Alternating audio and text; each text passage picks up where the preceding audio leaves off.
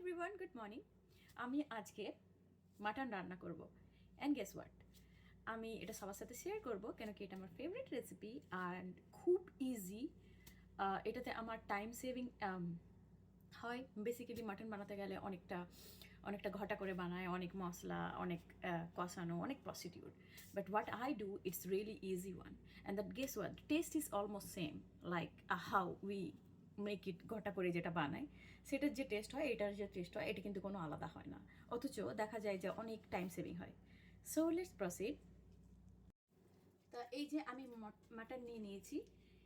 এই মাটনটা আমার বোনলেস, তবে আপনারা চাইলে উইথ বোন রান্না করতে পারেন। আমি বোনগুলো আসলে আলাদাভাবে রান্না করি, যেমন হয়তো স্যুপ বানিয়ে নিই বা কিছু। So it's makes me easy actually. আর এখানে আমি প্রথমে বে লিফ নিয়ে নেবো, আমার এটা ফেভারিট ইনগ্রেডিয়েন্টস। আর কিছু গরম মশলা তেমন ইউজ করব না। তো আপনাদের কাছে যদি অনিয়ন থাকে, রেগুলার অনিয়ন ইউজ করতে পারেন। আমি এখানে ড্রাই অনিয়ন ইউজ করছি, বাট টেস্ট অলমোস্ট সেম, টেস্টে কোনো হেরাফেরি হয় না। আমার আন্দাজ মতো আমি নিয়ে নিলাম।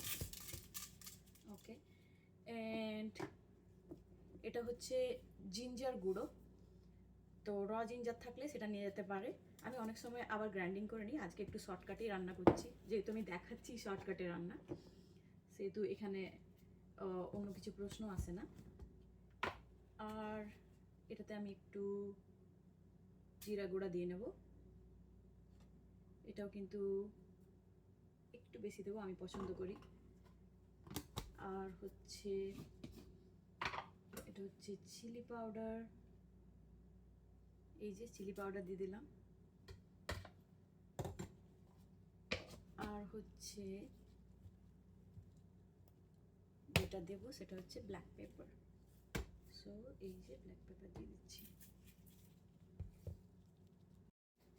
এরপরে একটু রসুনের গুঁড়া দিয়ে দেবো।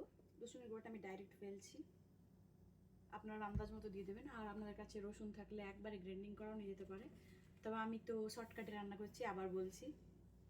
আর অল্প সল্টটা আন্দাজ মতো, ঠিক আছে। এরপরে একটা জিনিস যেটা মিস করে গেছি, সেটা হচ্ছে টারমারিক পাউডার। টারমারিক পাউডার আমি কখনো দিই, আবার কখনো একদমই দিই না। তো আজকে আমি দেবো না। অনেক সময় দেখা যায় কি হাত পুরো হলুদ হয়ে যায়, যার জন্য আমি দিই না। যদি আমি গ্লাভস ইউজ করি, কিন্তু খাওয়ার সময় আমি কিন্তু স্যাটিসফাইড যখন আমি হাতে খাই, এটা কিন্তু আমি স্পুনে খাই না। সো যাই হোক, আমি সবগুলো একবার মিক্স করে নেব। তা আমি এখানে কিন্তু কোনো রকম তেল ইউজ করিনি। ওকে, এটা কিন্তু ড্রাই হয়ে গেছে, যেহেতু আমি ড্রাই মশলা দিয়েছি, সেই জন্য এটা ড্রাই হয়ে গেছে। এই যে এটা দেখতে কিন্তু এমন হয়েছে, শুধু ড্রাই মশলা। আমি কিন্তু এখানে হলুদ দিইনি, সেই জন্য এটা হলুদ হলুদ দেখতে নয়। তবে আমি এখানে আরেকটা ইনগ্রিডিয়েন্টস দেবো, যেটা হচ্ছে টমেটো, সেটা আমি কিন্তু পরে দেবো।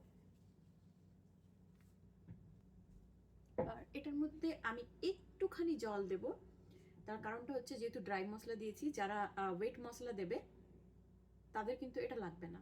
সো আমি যেহেতু ড্রাই মশলা দিয়েছি, সেই জন্য আমি একটু জল দেব, খুব কম কিন্তু। আবার একবার মিলিয়ে নেবো সব কিছু।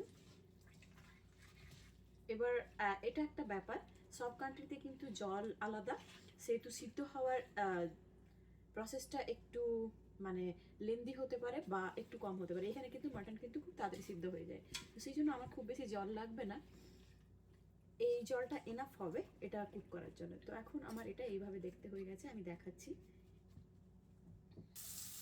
এই যে আমার মাটনটা কিন্তু এরকম দেখতে হয়েছে। আমি সচরাচর গ্যাসটা অন করে নেব, প্রথমে হাই ফ্লেমে রাখবো, তারপরে এটা একবার হিট হয়ে গেলে এটা কিন্তু আমি মিড আঁচে দিয়ে দেবো।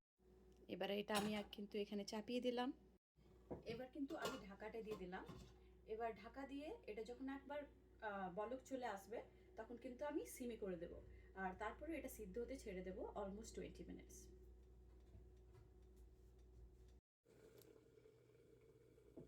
তা এই যে এটা এখন বলক চলে এসছে, এটা ফুটেও গেছে, আমি গ্যাসটাও কিন্তু কম করে দিয়েছি। আর এটার কালারটা অনেকটা এরকম হয়েছে।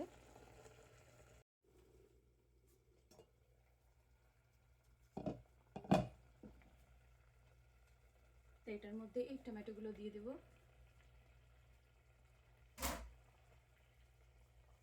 আর এটাকে একটু নাড়া দিয়ে দেবো।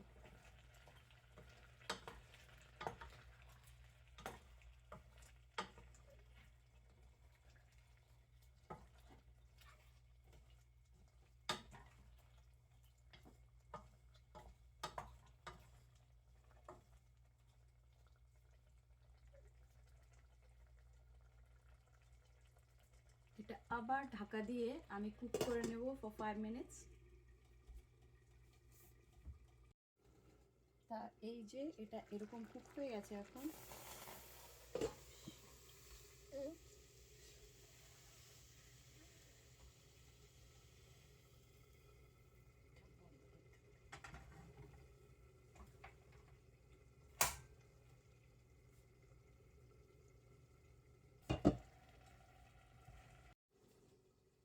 তা অলমোস্ট 25 to 30 মিনিটস হয়ে গেছে আমার, কিন্তু মাটনটা কুক হয়ে গেছে। এবার আমি সার্ভ করে নেব।